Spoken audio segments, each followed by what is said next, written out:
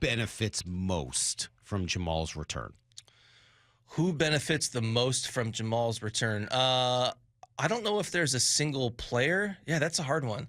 I mean, maybe some of their edge rushers, like the traditional pass rushers, just because, when Jamal Adams is blitzing or even when he's threatening to blitz, that's a guy that offenses have to pay attention to, and maybe they, sort of devote their protection to him, and maybe it frees up somebody like Boye Mafe or Darrell Taylor, Draymond Jones. So that's probably the best answer I could give you. I don't know if anybody in the secondary really will, but he's certainly the idea when he's garnering as much attention as he should when he's on fire and he's blitzing, then that should free up opportunities for other pass rushers. Who loses the most playing time when he starts entering the game more often? Ooh, probably Julian Love, I would say. But I do know that the plan is to use, when Adams is back, the plan has always been to use all three of those guys on the field together. Now, it is fair to wonder if that plan changes a little bit just because Love has not played all that well, I don't think, over the first three games. I think he was better in the Carolina game, certainly, than he was at the first two, but he would probably lose some playing time. But, you are going to see them, in passing situations. Adams is basically going to be a weak side linebacker a lot, and so you probably still would have Julian Love on the field there. I would assume that Devin Bush probably loses some playing time also, right? Right. Yeah. How has he played? Fine. Yeah, he's played fine. I mean, he's sort of been, I think, exactly what they wanted him to be, is the guy who could, take some snaps off of Jordan Brooks, knowing that you don't want to play Jordan Brooks, 60, 70 snaps per game, at least right away when he's coming off the injury. So, yeah. He's looked good. Yeah, he really has. He's looked better than at any point in his career. Yep, I agree. It's really phenomenal what he's done. How does it affect Bobby? I guess that's sort of the last. I got two more questions here on the Jamal front, and the first one is about Bobby, who, by all accounts, first of all, Bobby's been awesome. What he's done to help the run defense, what he's done to help the locker room, what he's done in the community. Having Bobby back, I wrote it last week, I said it, unmitigated success.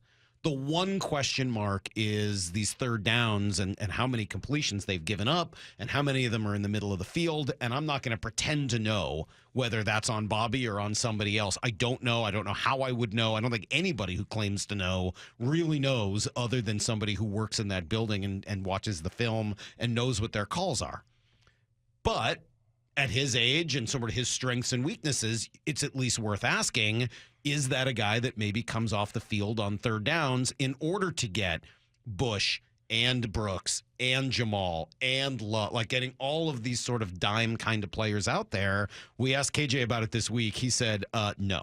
And so, you take it personal. Your feelings do get hurt. You do get angry when you've never left the football field, but when they call dime, when they call nickel, you're trotting off the football field.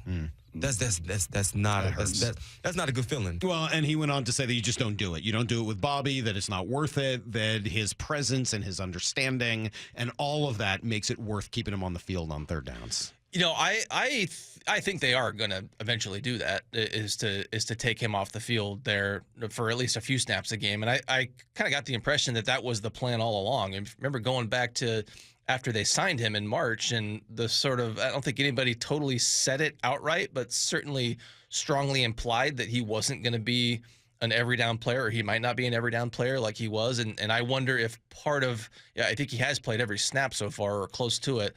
I wonder if, as Jordan Brooks gets his legs under him, I mean, he looks like he has his legs under him now. He's been great. But as maybe they're trying to give that more time before basically they make him the every down guy. And maybe they just haven't wanted to do it yet because he's coming off that injury. You think that was communicated at the beginning? I mean, that feels like something that you better have communicated with him at signing rather than once the season is underway. Totally, yeah. And I can't remember the exact comments, but yeah, I certainly got the impression. I think Bobby himself even alluded to that he was aware that was the plan. I think you're going to see that. Now, I don't know where Adams exactly fits into that, but I do think that, I think Pete Carroll even said in so many words, or not in so many words, but something to the effect of Brooks is still going to be the centerpiece of their defense. I took that to mean he's going to be the every down guy, at least eventually. Well, Bobby's been awesome, and if they can find ways to keep putting him in the right situation to succeed, I think that'd be great. Last thing on the return of Jamal, and then Brock's going to join us here in about 2 minutes. Along with Devin Witherspoon, who KJ was so excited about and said he was an LOB era kind of personality, Can those two guys together give this entire defense a personality that I think it's been missing for a while? Eventually, yeah, and maybe it's hard for a rookie to come in and do that when you've got other established guys on that defense. Look, I don't know. He certainly plays. He has that style of play, and he is an energizer. That's what we've heard.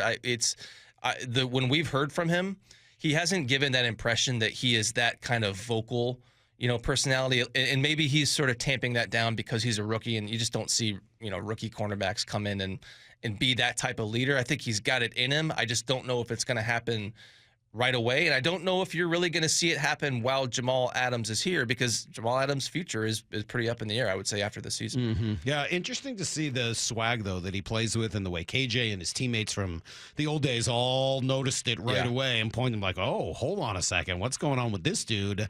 This is a guy who's got a little extra something. So I feel like that's something they've been missing. Sorry, as I choked to death over here. I feel like that's something they've been missing. There hasn't been a lot of personality to their defense for the last 4 or 5 years. They've had some ups and downs, but if they can get together that energy and just that persona, something to just have an identity, which I think they've been missing, hopefully that combination is able to get it done.